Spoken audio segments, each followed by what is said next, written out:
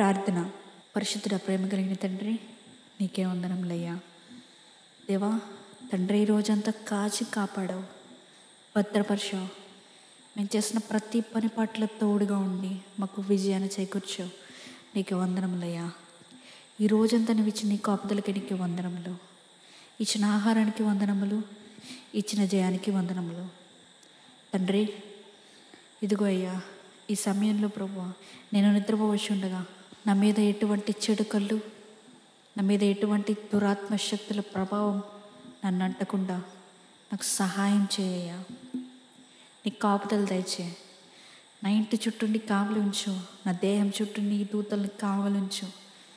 ఏ చీకటి శక్తి నన్ను ముట్టడానికి వీలు లేకుండా నీ పరిశుద్ధాత్మ అగ్ని కుమ్మరించమని నజరేయుడైన యేసుక్రీస్తు నామములో అడిగి వేడుకొని పరలోకపు తండ్రి, ఆమేన్.